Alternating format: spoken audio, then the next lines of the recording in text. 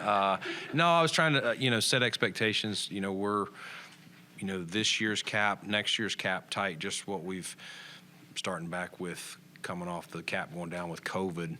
We're trying to work our way out so that we don't have just a tear down. And you see that happen from a team here or there that, just like, man, we can't do anymore. We got to get rid of some of these huge salaries, and the only way to do it is either try to kick it further down the road, making it harder, or start trade and release and taking those hits. So we're trying not to do that. We want to be competitive every single year. And so some years you're just not going to be able to go add a big ticket item every year. I know that's, it's sexy to go do that. And listen, we want as many talented players as we can get, but we got to be fiscally responsible, because if not, it will pile up and you'll be seeing some of our, the jerseys that people are wearing. Those players ain't going to be with us. And so that's where we're at. We're trying to be smart, find players that fit, and we'll continue looking. I know I'm here today, but we're not necessarily done. There's still a lot of free agents out there. We're having conversations, and there could even be more cap casualties as guys are added. So our scouts have done a great job, and really appreciate what they've done. The coaches kind of helping us formulate, just like our draft board, our free agency board, and kind of targets, and so that's the moves we've made to this point, and we'll continue looking. How would you characterize the ability to get Jordan Poyer back? Yeah, excited to get Jordan back. All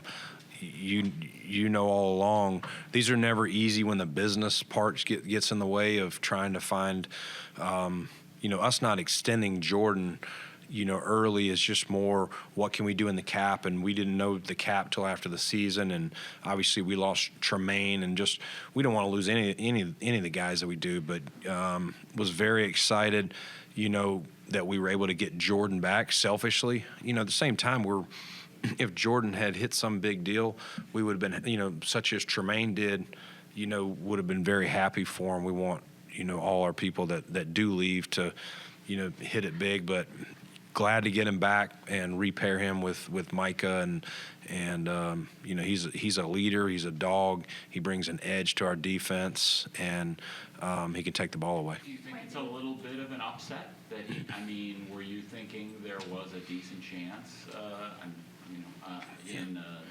January 15th when the season ended? Were you thinking you might be losing this guy? I'm an eternal optimist, Mark. So until I hear they're gone, I'm going to be looking at ways to get the guys back that belong here and that we want on this team. But you have to wait and see how the economics play out. And I give Drew and Jordan, Drew Rosenhaus, his agent, a lot of credit. Constant communication all the way back to last spring through getting this thing solidified yesterday. When you look at that middle linebacker position, is there more of an emphasis on looking at that position in the draft, or do you think it's going to be more of an internal competition, or maybe bringing someone in from free agency to fill that spot now? Yeah, sometimes your answer is on your roster, and so we think, Tyrell, getting Dotson back on a 1 year, him. Obviously, we had the 2 draft picks last year, and Bernard and Spector. They've been in our program a year. They're going to be a lot more prepared for the pro game and our defensive system going in. So, it's a competition, and we'll continue to look, whether that's cap casualties, free agencies. If there's a player in the draft, it'll be competition. We're not going to, state now or probably next month or in 2 months, this person's the starter. They're all going to get a chance to compete, and best man wins. Just a follow-up on that, have you guys talked about it all, possibly moving Milano to middle linebacker, or is that like you want to keep him where he's at? No, we'll keep Matt where he's at. We think he's really good. He's a matchup linebacker, and glad to get him extended, here, and adding 2 years, which holds him here in Buffalo for 4 years. So, no, ultimately, we'll leave Matt there, and we'll just let there be competition, for that middle linebacker.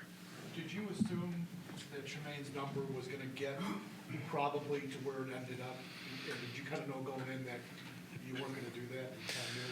Well, you never know what you're going to do. We stayed in touch with his representatives as well, but we thought he was the top linebacker in free agency, and so all it takes is one team, and I don't know how many were bidding for him before he landed in Chicago. I'm not privy to that, but it's not a surprise that he got up there. I mean, you're talking about a guy who's 25 years old, has already got 5 years of experience. We love him, didn't want to lose him, but again, it's a puzzle piece, and unfortunately just can't keep them all. How big of a blow was this to lose Tremaine, and how much does this experience factor in how you go about in the future with dealing with Gabe Davis and Ed Oliver? Well, I mean, you want to keep them all, Mookie. You just you can't, and you got to pick your spots and do your best, with you can. But we're always wanting to, again, draft, develop, sign our own.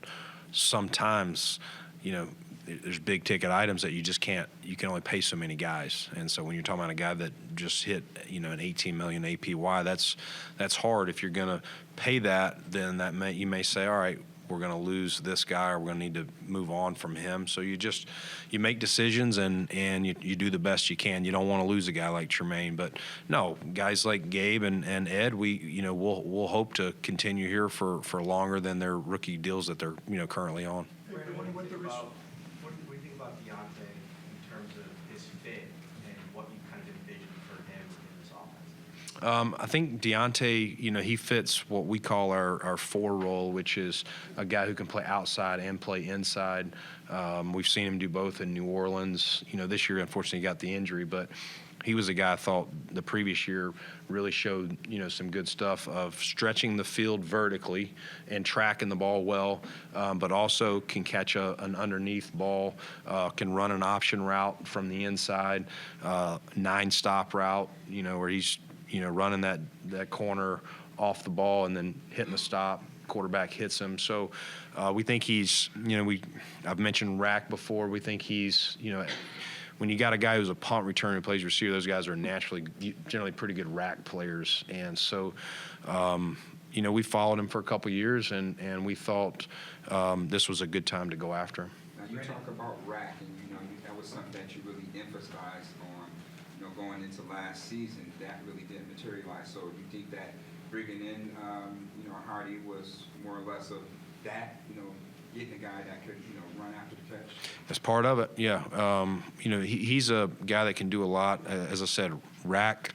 He can also, he can hit it deep. He's a vertical threat, and if you've got a legit vertical threat, that can help open things up, for Gabe or Steph or Khalil, any of the other guys that are playing receiver. So I think he'll just be another piece that Dorsey can use however he wants, like I said, as an outside or an inside. And, Coach Smiley will have an opportunity to throw him back there in the return game with Naheem. Those guys will, have opportunities to do that as well. Hey, Brandon, with the money you moved around earlier in the week, what kind of flexibility did you still have as the secondary market now opens, or even the trade market? Yeah, I mean, not a lot. We're probably we're going to get we tendered Dame, but we're solidifying a deal for a 1 year that will lower, give him some guarantees, but lower his cap number for us from that 2.7, 2.8, wherever he was going to be on the tender. So when we get done with that and get Naheem's restructure turned in, I think we'll be 9-ish, give or take a little bit. I can't remember exactly where it's at, Ryan, but you got to remember, like, for example, last year, just your practice squad was like $3.5 million. So your draft picks go into this. So it's not like I have 9.5, 9 or 9.5 just sitting here. We still have to account for that. And then replacement cost, when guys get injured in season, you're generally holding, $4 or $5 million for that. We still have money. We just have to be smart. If we spend too much of that, that means we're going to have to find more people to restructure. Again, not that I'm against it, but the more you do, then the bigger that avalanche gets, years down the line. Brandon, do you anticipate Isaiah McKenzie being on the roster past his roster going? That's a good question. We're still sorting that out. Love Isaiah. He's been great for us. We're talking internally about, making sure we don't have too much duplicate. But, I think we'll know here in the next couple of days. Do you have an update on DeMar? I know you talked about him at DeMar Hamlin. Yeah. I know you talked about him at the Combine. Just wondering if there's been any update on his status and where he stands as far as a lineup roster goes. Yeah, DeMar is, he's back in town a little bit this week. He may have gone back to Pittsburgh by now, but had a great visit with him a couple days ago, and he's in great spirits. He's off the world tour that he and I laughed about of all the sporting events and everything else, but he's dialed in. He definitely has every intention to play. He's got, I know of one more visit, but I think they'll get wrapped up by sometime in April as it stands now. That could always change if he sees someone in April that says, hey, I want you to come back in May, but everything is checked out to this point, and so it's trending in the right direction, but we'll get him through all those, and then we'll make sure all of our medical people are hearing all those opinions on each visit, and make sure that we're all on the same page of what it would look like. But we're rooting for him. He wants to do it, and we want to see him do it, and that's probably where it's at today. And segueing to another thing, you saying you have 9-ish million perhaps, which is really unusual in some ways, because usually you've been able to augment your roster in free agency and then address other needs in the draft per se to a certain degree. How does this really switch your philosophy going into April in some ways, knowing that you were unable to address some needs in free agency? Yeah, well, free agency's not over. And so, that's an ongoing thing. Sometimes you see guys that don't get something that they want, and they decide to just wait till after the draft because they're like, if I'm going to play for this number, I don't want to get drafted over and get stuck in a situation. So sometimes it drags into May. So we'll continue. And then again, in May, sometimes guys do get drafted over and they get released or traded. So, the main thing is that we're ready to go for training camp, and we'll continue to build this roster. We may not have everything answered now. I may be here after the last day of the draft, and you may say, Brandon, I still don't think you've answered position X, whatever that is. And, I might not disagree with you, but we'll continue looking at it. So, yeah, I can't sit here and say, man, we're ready to play ball. Let's go to training camp. We'll continue to add pieces from now through the draft, and then we'll kind of see where we're at that point. Well, have you been in contact with Devin Singletary, and what is like shopping on the running back marketplace? Yeah, I mean, we've talked to his reps just like everyone else, and probably leave it, at that. But, we've talked to, like anything, we monitor everything, Mookie, and every position. Even if you think we've got it filled, I promise you we're monitoring because you want to add competition and depth. And so, we'll stay on that. Brandon, what about the idea of Naheem and James that kind of have a similar skill set? You've had Zach in the past, or Devin as from like a power back. Is that something that you feel you need to add to that group to have that versatile skill set? We'll definitely add more depth. I mean, you're really talking about right now, just a couple backs on the roster. So we'll continue to add there and look for, different skill sets that you're alluding to. I hear what you're getting at. Yeah, we'll monitor that, and totally aware that we got a couple guys that are around 200. So yeah, we'll probably add somebody that's a little heavier than that at some point between now and training camp. What would you like about McGovern? Just steady. That's probably what I would say. Just a steady player. He's firm. He sets a firm pocket. We talk about some guys are very athletic, but they don't have the anchor, and they kind of get. I think he's very steady, very sturdy.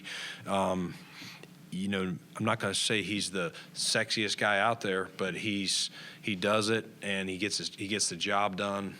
We interviewed Connor and I were talking about it earlier. We interviewed him at the in Indy when he was coming out, and I remember part of that. I was looking through some of his college notes and my notes from his interview. It's funny when you kind of revert back to those, but he's just a steady guy, gets the job done, really good in pass pro.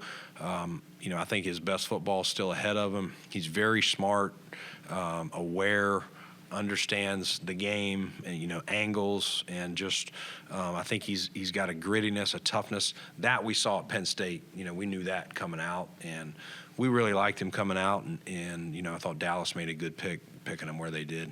Sorry, he said you guys saw him at left guard. Is that kind of the spot? Yeah, that's where right now we see him, fitting into there, but I'm sure if we needed him to move over, we could. He also brings center versatility, so it gives us another guy. You obviously got Mitch, Bates can do it, and then now Connor can do it as well. We always preach as many guys that bring versatility. That's another piece, with signing him. Brandon, with bringing in Kyle Allen, is part of that because Josh doesn't need a 35-year-old veteran mentor anymore, right? That's got to be part of it. Mm-hmm. You don't need to spend whatever that guy would have cost. Is that part of the thinking there? Yeah, we talked about that. It's a great question, Sal. We talked about that after the season, whether that's, bringing Case back or some of the other options. And we said, listen, if we get Case back, that's great. If we don't feel it's got to be a 30-some-year-old guy that Josh, he knows what he knows, he sees it. We wouldn't have shied away from it if the right person, had worked out. But at the same time, it's not like it was 2, 3, 4 years ago with Josh. And, Kyle was a guy that we brought in for a workout, and literally while he was showering, Carolina called and signed him to their team years back, and he ended up starting a decent amount of games there. And then when he was on his way out, Washington traded for him. We were checking into him at that point. Like his skill set, did some good things. I think he started close to 20 games. I don't remember. It was in the high teens. And so he brings some experience with that. He's athletic. He can make all the throws. And, the thing I talked about with Kyle, some of the downfalls that he's had is just, it's funny, a little bit like Josh, when he tries to do too much. And when he's playing within the system, spitting the ball out, he's won some games as a starter. So good to add him to the mix. Already chirping about Oak Hill, but he wants to get, and he said it's a good stick too, so it might be a little challenge for you. It might be. I got work to do for sure. When you What mentioned concern- that, Go ahead. it kind of was that conversation when the season ended about bringing in a backup quarterback with maybe not needing as much experience. Did Josh bring that up first, or did you, or how did that conversation, who suggested it? No, that was myself, Sean, Dorsey, and Joe Brady. Yeah, more of that than just our feeling of where Josh was and in his level and understanding of the game. And again, you wouldn't shy away from it if there was, a 30-some-year-old veteran that was started, or played a lot, and you felt could bring another set of eyes. You never turn. I mean, Case did a great job last year, and we would have definitely been open to bringing Case back, but he got a good opportunity in his hometown, and so wishing Case well. What was it like seeing some of the moves that your divisional counterparts have made and are rumored to about to make with the Jets and some quarterback? How difficult was it to resist freeing up a little bit more salary cap space to keep up with the arms race in some ways, and how do you view that given how this division seems to be tightening now? Yeah, I mean, it's I think the last couple of years it's really been tightening up, and it's not been easy. I mean, even 2 years ago we were down to New England till late in the season. They led it more than we did, I think, but or at least as much before we overtook them at the end of the year. And yeah, Miami, had a heck of a year last year. They hit a little bit of a skid when the quarterback got hurt, but now the Jets, I mean, their defense was very salty last year, created some issues for us up there at New York and even here. I mean, it was, it's not like we were, moving the ball up and down, on either of those games. But, you understand every year, people are they're going to come after you, especially if you've won it. We've won the division 3 years in a row, and it's going to get harder and harder every year, and we're going to do our best. You know, we feel we got some good continuity, and we're just trying to add the right pieces. But we understand winning the East. You know, this may be the toughest year yet to try and pull that off. You mentioned bringing Jordan Poyer back, and I think at the combine it was mentioned about Benford converting to safety. Now that you have Poyer back, you bring your Dane back. What are you looking at that cornerback number 2 with Benford, Elam, and now Dane Jackson? Yeah, well, it'll be what we talk about all the time, Mookie, competition, and we'll put him in the best spots. Yeah, as we were talking at the combine, we think Christian's skill set would allow him to move to safety if that's the best place for him. But we'll see once we, you know, kind of get through the draft and through the rest of this free agency, and where can we best get our best players on the field, and you know, if his best place is at corner, we'll leave him there. If we think his best place in the future is at safety, then maybe we would do that now behind Micah and Jordan and start that transition. I know with Jordan, Jordan, you mentioned that you were always optimistic, just given your nature, but with the way the safety market was playing out, with what he was asking, when did it crystallize that, like, yes, he will be back here? I mean, really, yesterday. I mean, the night before, we had some conversations, you know, with Drew, but I wouldn't say I went to bed going, we're going to have Jordan. I thought that night it was probably 50-50. There was a chance, probably a better chance than 2 days ago, but still a ways to go to find a spot that worked for him and worked for us. And, you know, honestly, when you guys hear it, I mean, I think I knew like 2 minutes before NFL Network knew. So it was trending that way, but we were still working through things. And, again, I might have known 2 minutes before y'all did if y'all were watching on TV or on NFL Network, or on social media. We were. Yeah, you were. I know a couple months ago you mentioned some of the difficult circumstances for Spencer Brown this past year. Yep. He had to battle through. With that said,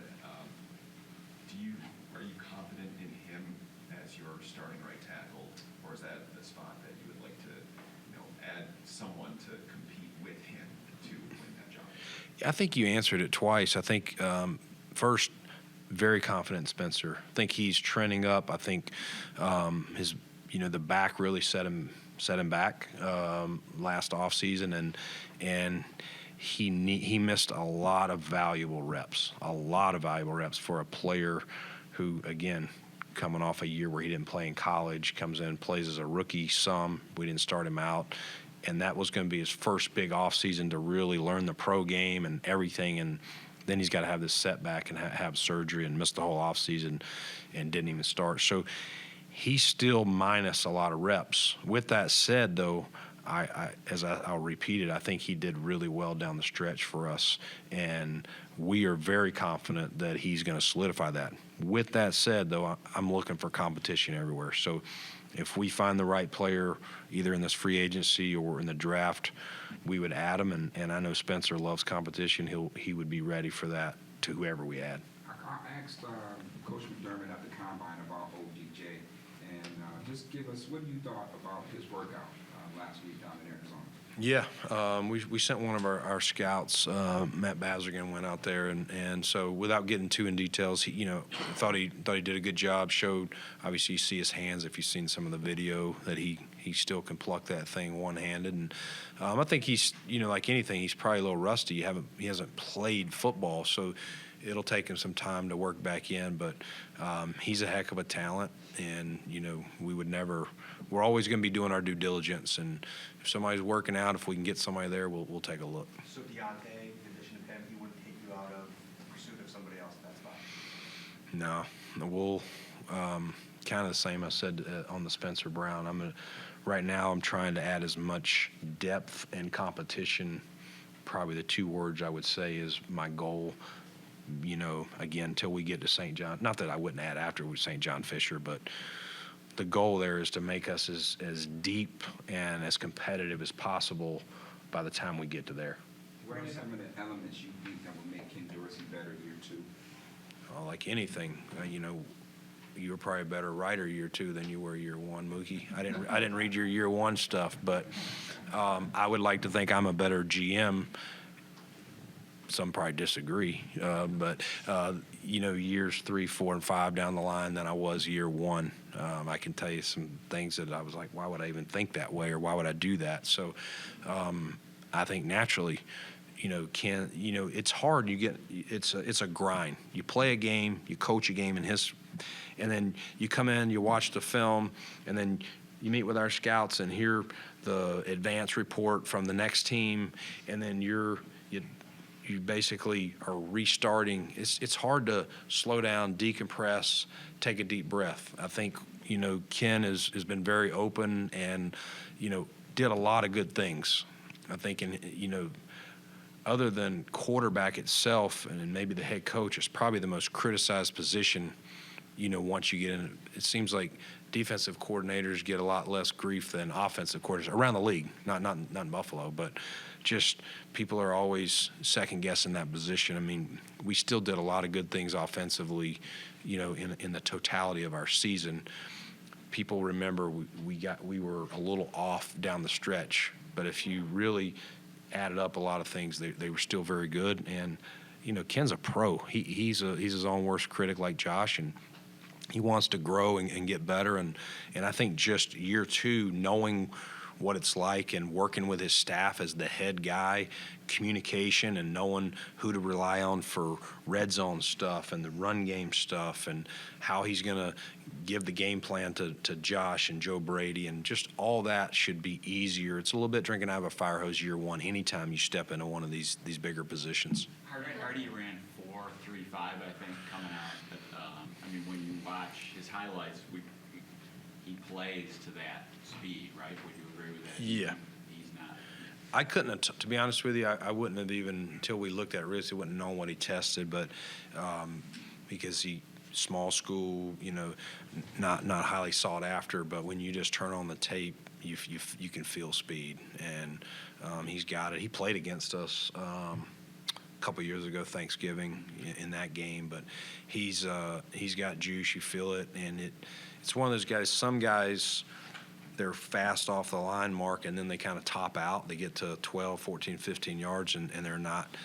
He's one of those guys that's still building up speed, well past, 14, 15 yards. Last time we talked, the Leslie news was still super new. Where are you guys at in the process of figuring out what makes sense? And is that something you have to talk to potential free agents about? Like, are they curious about it? No, we haven't really. That hasn't come up, but we would openly discuss it. But to this point, it hasn't. No, here's what I would say. I don't expect us, at this point, to bring in anyone from the outside. I think we're planning to do everything internally, and ultimately that's Sean's side of the ball, so he'll head that up. That's probably, the most detail I would go into it at this point. What's it going to mean to have both Jordan Poyer and Micah Hyde both healthy going into the offseason? Yeah, it's exciting. I mean, I think, again, I wasn't here in the 60s and 70s or 80s, but I think they're the best safety duo that this franchise has had. And if they're not, I'd love to hear who's better than those guys. And beyond their skill set, I mean, just pillars of the community, great leaders.